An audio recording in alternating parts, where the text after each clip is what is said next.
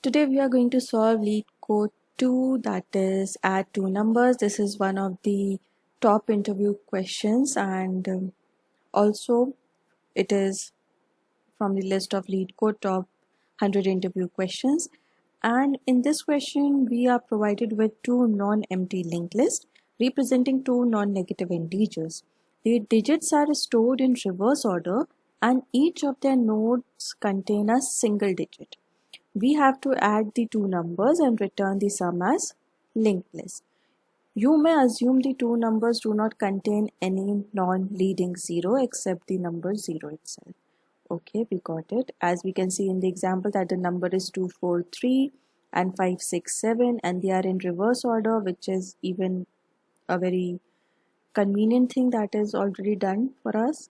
So now what we can do is we need to add these nodes, each node value, and we have to make a new list and return it as an answer.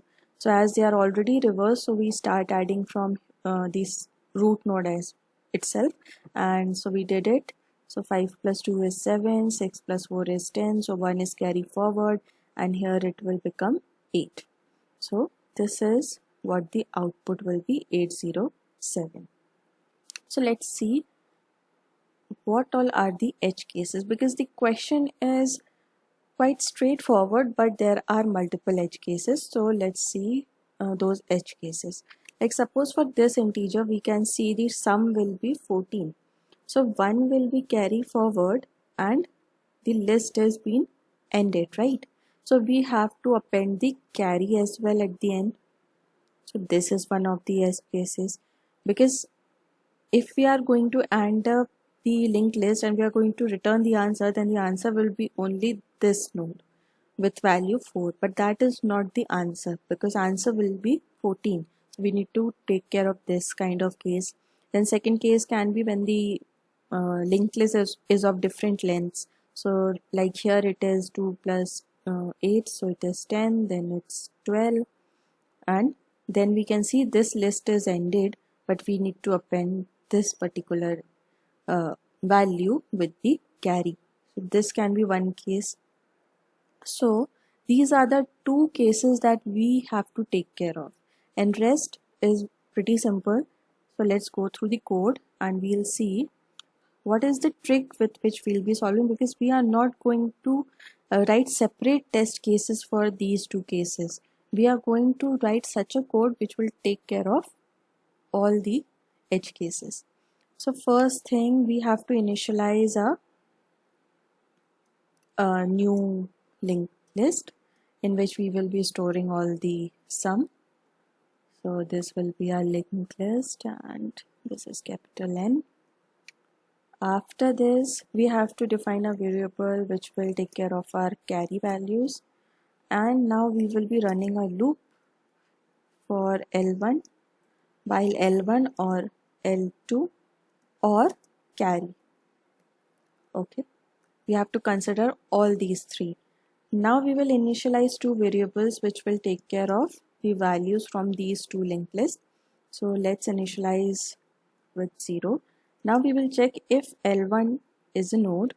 If L1 is a node, then take the value and store it in V1.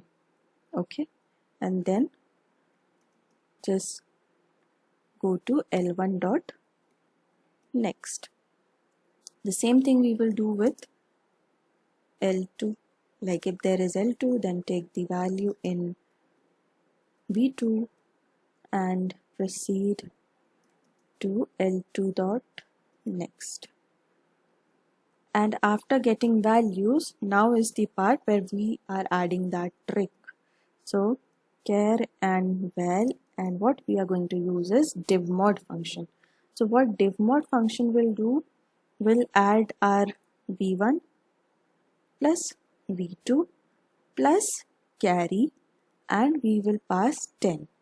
So now what this is doing, suppose we are having 3 plus 8, okay, and our carry is 0. So we have passed this value and 10, right, in the divmod function. So 8 plus 3 is 8, 9, 10, 11. So this is 11, the sum. Now when this 10 will be div mod, so what the value we are getting is, value will become 1 and carry will also become 1. Now again when we proceed with another iteration, and suppose if there is 2 and 5 as v1 and v2, then our carry is already having this one, right? So it has already been added. Then again the same procedure will be happening. So as 2, 5 and 1 sum ups to 8, and this div mod is going to be 0 carry and value will be 8. So div mod function works like this. So it will take care of our carry, our sum, and we don't have to worry about it. So now after doing this, what we have to do, we have to assign the value to the node that we initialize, the linked list that we initialized, right?